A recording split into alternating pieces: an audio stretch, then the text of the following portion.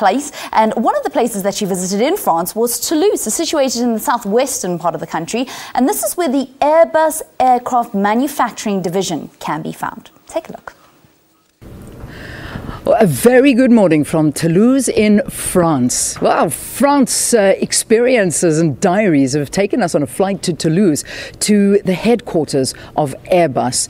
And you ask, why Airbus? Well, I'll tell you why. There's a great relationship between South Africa and Airbus. In fact, most of the SAA aircraft that you fly in are actually bought from Airbus. At the moment, we've got 11 A320s, brand new ones that were delivered a few years ago, and 11 on order for SAA as well. And we also have the A330s. We've got 6 of those aircraft. So, and besides that, South Africa also actively involved in this baby that I'm standing next to. Now, this is the A350. It's actually not flying at the moment. This is still under the construction, and it's going to be taking to our airs very, very soon. South Africa is a major role player when it comes to manufacturing some of the chips and components on this aircraft, but we'll tell you a little bit more about that. So, as a South African exclusive, and let me tell you, an exclusive for many other media corporations around the world, we're going to take you inside this A350. It's never been seen before, and I think this is absolutely spectacular, and it's going to change the way people travel in a very dramatic way. You think comfort has something that you've experienced before, but you haven't seen the A350, whether you're traveling economy or in business class. And we're going to speak to one of the big shots at Airbus, Simon Ward. He's one of the vice presidents, and he's going to tell us more about the relationship between South Africa and Airbus. All right, well, I couldn't think of a better place to conduct an interview with the Vice President of International Cooperation, Simon Ward, than from this beautiful business class section. I'm going to have to lean over to find you over there, Simon. This is magnificent. I mean, just tell me a little bit about the aircraft before we talk about Airbus. It's the next generation of all our aircraft. It's very, very lightweight. It's built of composite. I think 60% of this airframe is now composite. And we're looking forward to putting it into service around the world. Fantastic. And I have to tell viewers out there that this is the first time that a South African camera crew has been allowed on board this aircraft. In fact, we're one of the first media crews to be able to film in here. So enjoy this. This doesn't happen too often. Let's talk about Airbus. We're in Toulouse, as we've told the viewers, but obviously Airbus operates around the world. But is this the main operations centre? This is the headquarters, but the operations centres are pretty split around, certainly around Europe and increasingly around the world. Fairly large sections of this aircraft are now not made in Europe, they're made all over the world. And in fact, considerable number of components for this aircraft are actually made in South Africa. Yeah, and that's something I want to talk about, because I know that's one of Airbus's amazing qualities, is that you like to include those that buy the aircrafts in the manufacturing of it. Now, South Africa plays a key role. What does South Africa do? Where do we help in manufacturing this? Well, the relationship with South Africa goes back 38 years into the history of Airbus. South African Airlines has always been a strategic airline for us because of its somewhat unusual operation. It has very, very long-haul flights and high altitude and hot landing zones. So they're always seen as a bit of a reference point for specialised operations. And that sort of transcended itself into quite a strong industrial link in South Africa, particularly with 3 companies, Denel, Aerosud, and also Omniplas or Rockwell Collins, who do the satellite links from Cape Town. Yeah. So the parts that are manufactured in South Africa, you were telling us it's the frame that actually hooks the pattern. I'm not even going to try and get technical, but you can tell us. And we filmed some overlay of it. So that's what's made here in South Africa. Just tell us a bit about it.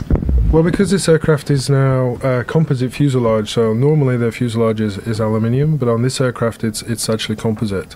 And the way that we build the composite fuselage is that we have a skeleton made of composite.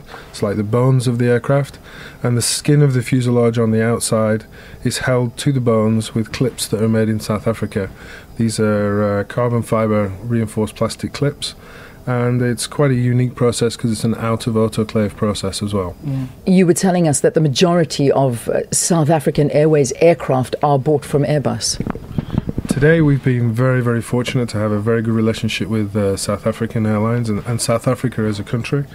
And yes, the majority of aircraft today are Airbus, and we feel very privileged with that relationship. We focused in a lot on South Africa and SAA, our national airline in particular, but as a continent in general, what I found quite interesting to learn about today is that that basically air travel is doubling every 10 years in Africa. I mean, it's the fastest growing continent, which is incredible.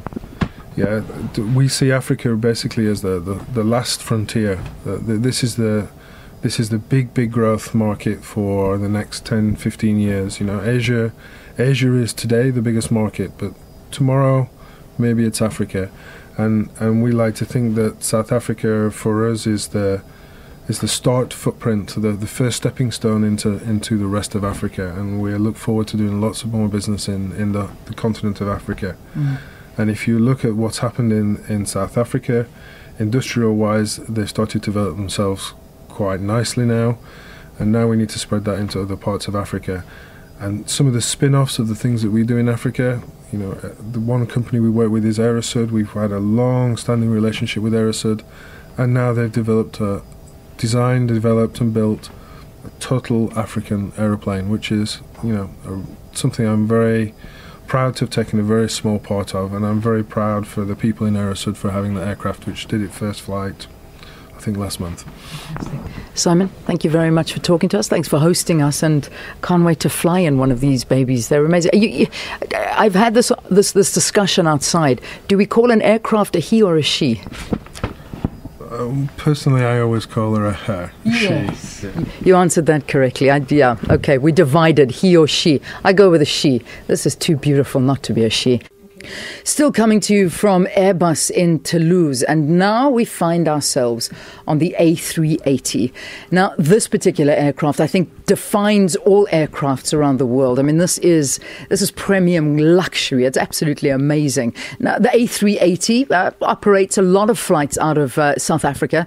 The lines that I can mention are British Airways. I know that they fly in the A380. We've also got Emirates that flies in them. We've got Lufthansa and, of course, Air France. And Air France, we had the pleasure of flying to Paris on Air France in one of these aircrafts, in one of these seats, actually. So it was absolutely amazing. But now, this particular aircraft, we don't have on South African Airways. It's a double-decker, and it's beautiful. It's absolutely magnificent. So when you look at this, you understand why. However, that was business class. Now I'm taking a little walk into first class. This is nice. When you actually broadcasting from a dummy of an aircraft, you can do what you want. So have a look at this for first class. I mean, come on, look at this. You kind of never want the aircraft to land, do you? I mean, this is absolutely magnificent. You've got your own little cabin, which goes into a bed. I suppose you can have meetings in there. There's even a shower and a bathroom. It's crazy. So I'm going to sneak in here because I can, and I'm going to go and have a little snooze in my cabin, and I'm going to give the microphone back because you don't need to see me with a microphone. Good night, everybody.